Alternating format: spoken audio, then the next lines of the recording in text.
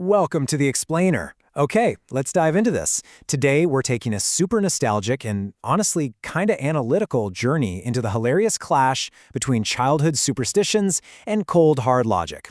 Based on our source material breaking down childhood myths, we're going to look at why in the world we believe the things we do, and more importantly, how we justify the absolutely absurd rules our parents told us when we were growing up. We're going to explore this through a really fascinating dynamic of two completely opposite viewpoints, the ultimate believer and the ultimate buster.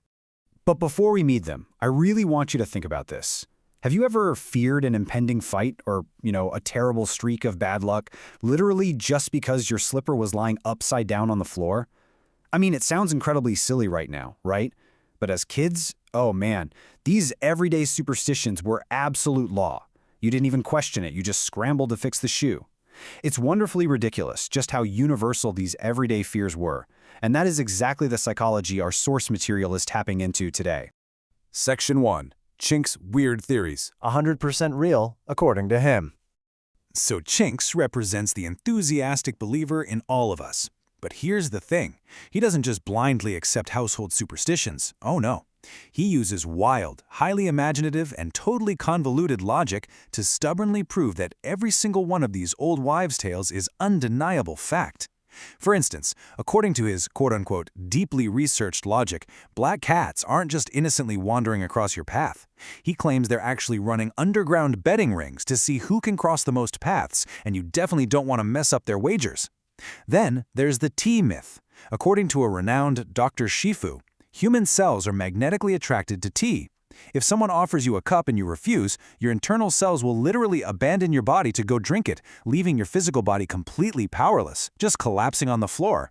And why shouldn't you get a haircut on a Thursday? Well, Barber Bublu's wife won't let him drink that day, so his predictably bad mood guarantees a terrible haircut.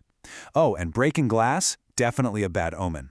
Well, unless it happens to be his favorite toy, in which case Chinks decides it's probably best not to test the theory. And this brilliantly illustrates Chink's most absurd, high-concept theory yet, the slipper multiverse. Yeah, you heard that right. Chinks actually posits that an upside-down slipper isn't just a sign of a messy room, it directly disrupts a parallel universe. Because our Earth and this alternate world are connected, flipping your footwear causes a literal cosmic ripple effect that bounces right back to our Earth as guaranteed bad luck for you. In his mind, you aren't just being clumsy, you are actively threatening the very fabric of the space-time continuum. Moving on to Section 2, the broadcast hijack. Enter Wings, the Mythbuster. Right in the middle of Chinks enthusiastically explaining his wild theories, the broadcast is abruptly hijacked by Wings, crashing the show with incredible flair.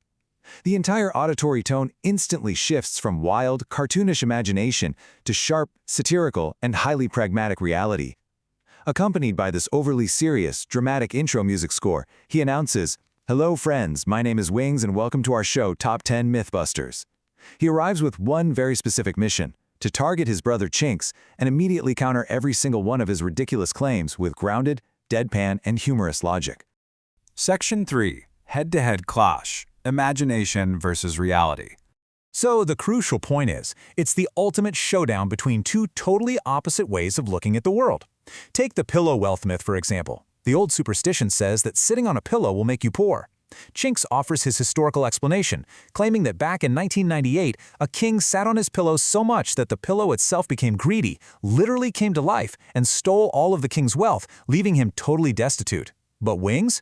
Wings offers a much-needed reality check.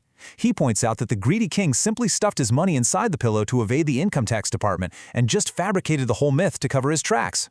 A sentient-thieving pillow versus mundane tax evasion, it is just a perfect contrast.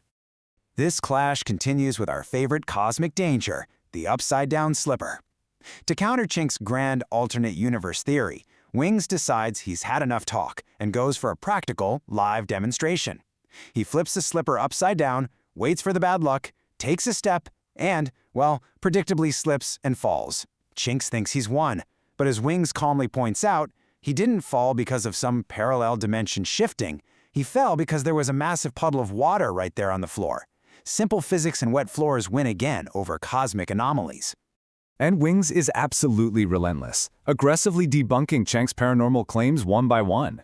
The mysterious Bermuda Triangle? According to Wings, it's just the absolute deepest part of the water. There's no mythical sea monsters hiding down there, just a very practical reason to steer your boat back to shore. The terrifying haunted ghost of Bhangarh Fort? Turns out, upon closer inspection, it's literally just their grandmother standing in the dark eating bread. And the elusive Bigfoot? Well, that debunking gets rudely interrupted by a terrible smell in the room, leading them to abandon the hunt entirely and just switch the channel to watch Courage the Cowardly Dog instead. Wings systematically strips away all the magic, leaving behind hilariously mundane facts. Now, what's really interesting about this slide is what happens right in the middle of their heated, dimension-hopping argument. Chinks angrily shouts that he only speaks the truth, yelling out the word facts. But he spells it out loud as F-A-X-X. The pragmatic, utterly exhausted Wings literally has to stop his entire debunking spree just to correct his brother's spelling, F-A-C-T-S.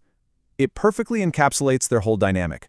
The wild, careless, emotionally driven believer is constantly being reined in by the meticulous, grounded, fact-checking Buster. Section 4. The real fun of stories. Why we love being scared. As we wrap up this explainer, it's clear this dynamic captures our own real-life relationship with childhood superstitions. A logical part of us, exactly like Wings, knows these myths are completely irrational. But another part of us, that inner Chinks that still lives inside all of us, kind of clings to them because they make the ordinary, mundane world feel just a little bit more magical, unpredictable, and honestly, fun. So, I want to leave you with a final thought. What ridiculous childhood myth did you believe 100% as a kid?